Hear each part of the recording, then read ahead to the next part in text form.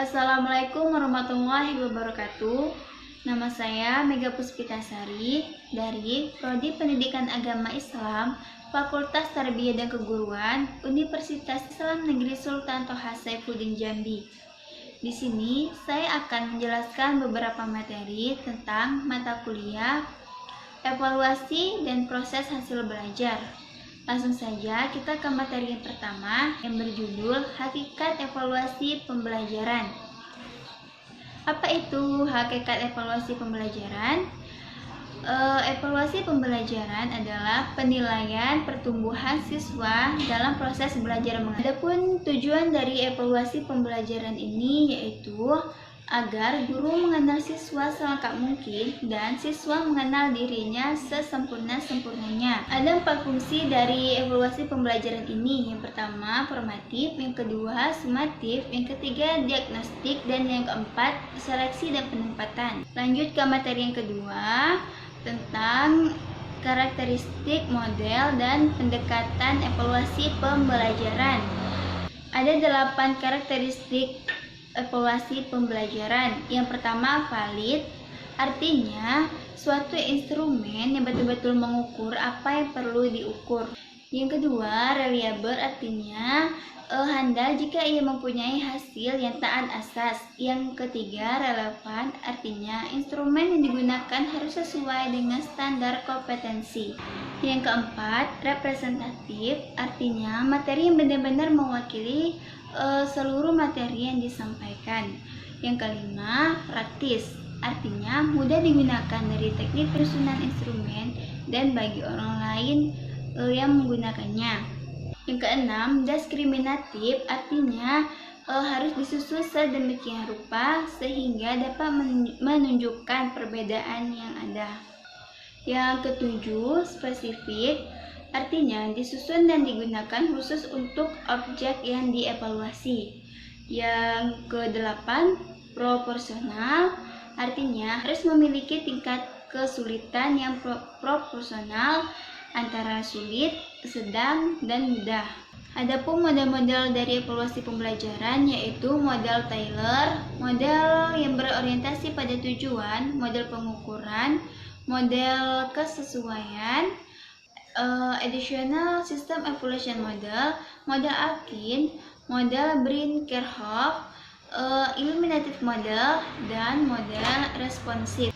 Adapun pendekatan evaluasi pembelajaran, yang pertama pendekatan tradisional, pendekatan sistem, Criterion Referenced Evaluation, Norm Referenced Evaluation. Selanjutnya materi yang ketiga itu tentang teori pendekatan saintifik. Apa itu pendekatan saintifik?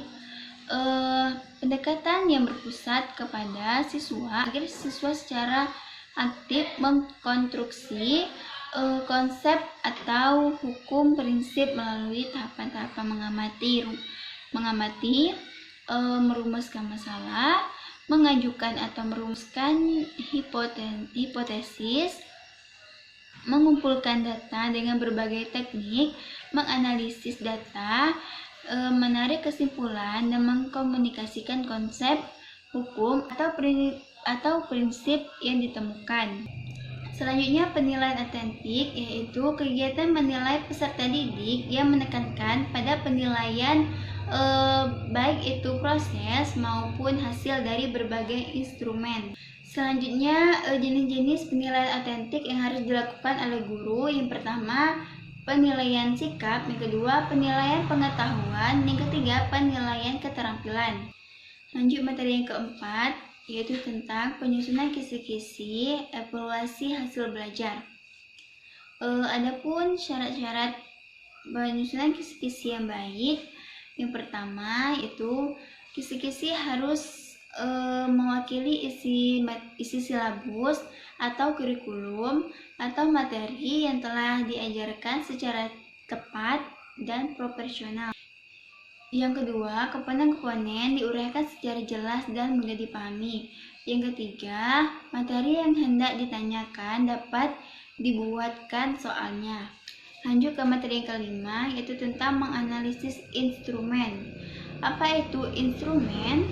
Instrumen adalah suatu alat yang memenuhi memenuhi persyaratan akademis yang dapat dipergunakan sebagai alat untuk mengukur objek ukur atau mengumpulkan data mengenai variabel. Ada 6 langkah dalam penyusunan instrumen. Yang pertama, menganalisis variabel, menetapkan jenis instrumen, menyusun kisi-kisi, menyusun item, menguji cobakan instrumen, dan petunjuk pengisian instrumen. Lanjut materi yang keenam, jenis instrumen terbagi menjadi 2, yaitu tes dan non-tes. Jenis instrumen berupa tes yaitu subjektif dan objektif melalui kuis, pertanyaan lisan, maupun tulisan dan lain sebagainya. Sedangkan non-tes yaitu wawancara, kuesioner, dan observasi dan lain sebagainya. Lanjut materi yang terakhir, tujuan dari penyusunan kisi-kisi tes adalah merumuskan ruang lingkup dan tekanan tes dan bagian-bagiannya sehingga dapat menjadi petunjuk yang efektif bagi penyusun tes dan perakit soal. Mungkin hanya itu yang dapat saya jelaskan. Apabila ada kesalahan atau kekurangan, saya mohon maaf.